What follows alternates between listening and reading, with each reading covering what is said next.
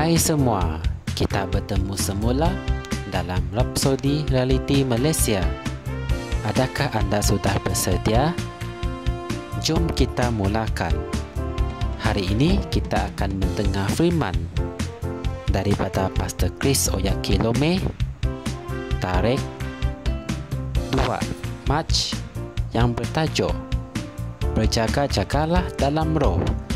Berjaga-jagalah dalam roh, puji Tuhan. Ayat pembukaan kita diambil dari kitab Nehemia 4 ayat 17 yang berkata, orang yang membangun di tembok dan orang yang memikul dan mengangkat melakukan pekerjaannya dengan satu tangan dan tangan yang lain memegang senjata. Amin. Nehemia menghadapi tantangan yang sengit ketika dia memutuskan untuk membangunkan tembok Yerusalem. Para musuh Yahudi bertekad untuk menghentikan pembangunan itu dengan membunuh orang yang membangunkannya. Namun, Nehemia mengetahui rancangan dan niat jahat mereka. Semasa Nehemia memimpin para umat Tuhan untuk membangunkan tembok itu, mereka bersiap sedia untuk menangkis segala bentuk serangan. Setiap orang memegang senjata dengan sebelah tangan yang lain sambil mengambil langkah-langkah yang diperlukan untuk berjaga-jaga terhadap serangan daripada musuh. Hal ini ditulis untuk mengajar kita. Amin. Kita adalah rakan kongsi dan rakan sekerja dengan Tuhan untuk membangunkan gerejanya, tubuhnya, menyelamatkan jiwa orang dan menjalankan pekerjaan pelayanan. Semasa melakukannya, kita harus bersedia untuk melawan kuasa kegelapan yang memaksa kita untuk hidup di dunia, iaitu suasana atau sistem pemerintahan yang memusuhi Injil. Amin.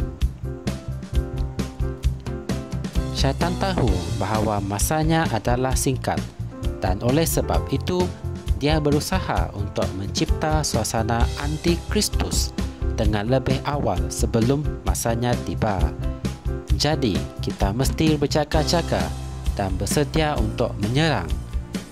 1 Petrus 5 ayat 8 mengatakan, "Sertalah berjaga-jagalah."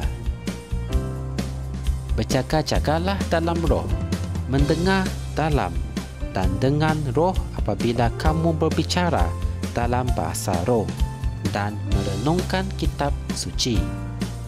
Tuhan akan memberikan kamu strategi-strategi dan bimbingan tentang bagaimana untuk menghancurkan struktur-struktur musuh dengan berkesan. Amin. Jangan merasa goyah dengan apa yang berlaku di dunia hari ini. Kekeliruan, ketakutan dan penipuan dengan kuasa roh Tuhan.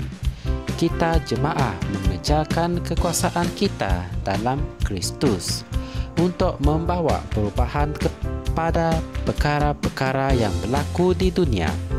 Hendaklah kamu melibatkan dirimu dengan aktif dalam hal ini.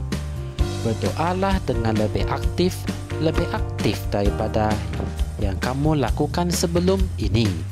Apabila kami mengumumkan hari-hari berdoa dan berpuasa sedunia, jadilah sebahagian daripadanya. Kami sedang menetapkan satu dunia baru dalam roh, di mana Injil disebarkan dengan bebas dan menyediakan persiapan untuk kedatangan Tuhan kita yang tidak lama lagi. Amin. Marilah kita membuat pengakuan ini bersama-sama. Aku kuat dalam Tuhan dan dalam kuasa kekuatannya. Dia membuka mataku untuk melihat realiti-realiti rohani dan mendedahkan pemikirannya kepada rohku. Dan hari ini aku mengawal situasi dari alam roh. Aku berdoa menentang sebarang usaha syaitan yang memaksa gereja Yesus Kristus untuk hidup di dunia binatang buas sebelum masanya tiba. Nama Yesus Kristus akan dimuliakan di semua negara sehingga hari pengangkatan gereja tiba. Amin. Sebagai renungan tambahan, anda boleh merujuk dalam kitab 2 Korintus 10 ayat 3. Ringkasannya, jangan merasa goyah dengan apa yang berlaku di dunia ini. Dengan kuasa Roh Tuhan, kita mengejarkan kekuasaan kita dalam Kristus untuk membawa perubahan pada perkara-perkara yang berlaku di dunia.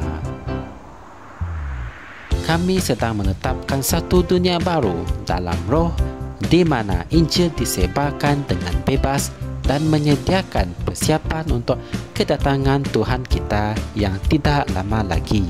Amin.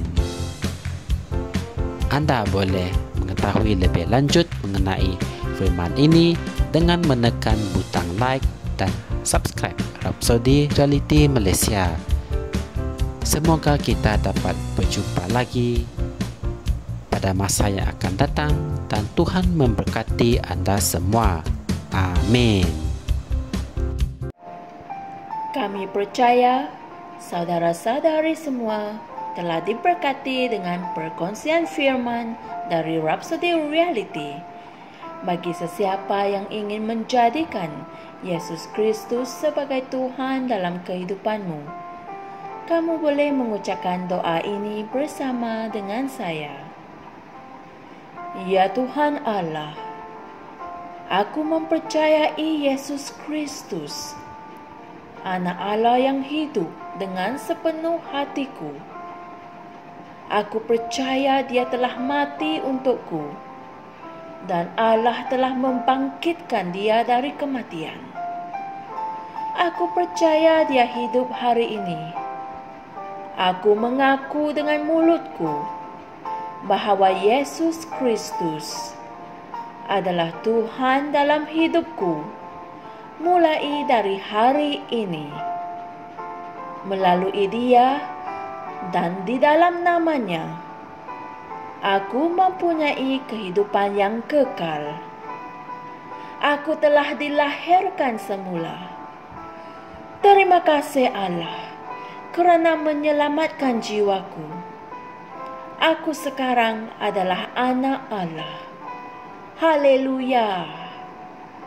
Tahniah, sekarang kamu telah menjadi anak Allah.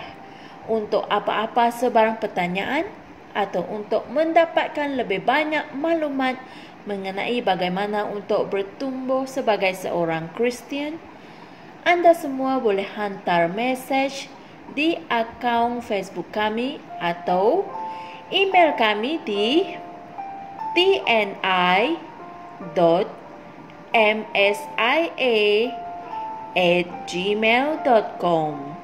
Sekali lagi, tni.msia@gmail.com. Tuhan berkati anda semua.